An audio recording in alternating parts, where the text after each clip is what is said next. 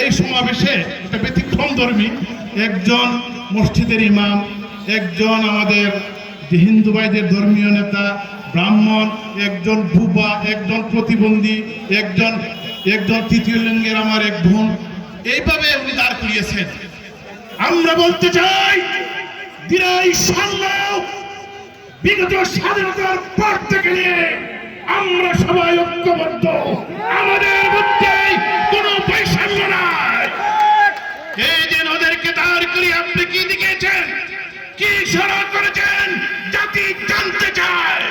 আমরা দিরাই সামলার মানুষ সম্প্রীতি এবং ঐক্যবদ্ধ যুগ যুগ করে এই সমস্ত ভেলকিবাজি বাউথাবাজি দিয়ে দিরাইয়ের মানুষকে আপনারা কোনো কিছু করতে পারবেন না, অন্যদিকে ডাইভার্ট করতে পারবেন না।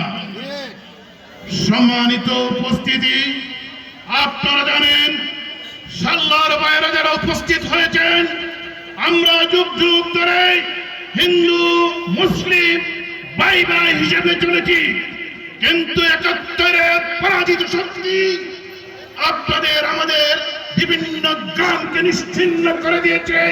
সেটার ইতিহাস যদি আমি বলি, সেটা তো কেউ জন্য কাজে হতে পারে না। আমার প্রজন্মকে সেই ইতিহাস জানতে হবে, স্বাধীনতার ইতিহাস জানতে হবে। আমরা আজকে ঐক্যবদ্ধ, এর জন্য আমি আপনাদেরকে বলতে চাই, ঐক্যবদ্ধভাবে আপনারা যেভাবে কষ্ট করেছেন, আগামী 12 তারিখ আমরা আবারও দেখিয়ে দিত যে দিরাই সাল্লার মানুষ স্বাধীনতার পক্ষে, সম্প্রীতির পক্ষে। দিরাই সাল্লার মানুষ নতুন কিছু আবিষ্কার করতে যারাই করবে আসবে, তাদের পক্ষে নয়, তাদের পক্ষে নয়। এর জন্য সবাইকে ভোট দিবেন। সবাই অনেক চক্রান্ত চলতেছে, সেই চক্রান্ত যদি আমরা মোকাবেলা না করতে পারি, এমন ভাবে চক্রান্ত ভোটগুলা আপনারা পাচ্ছ বিভিন্ন, হয়তো এই চক্রান্ত বিগত সরকার আওয়ামী লীগ সাহস পায় নাই।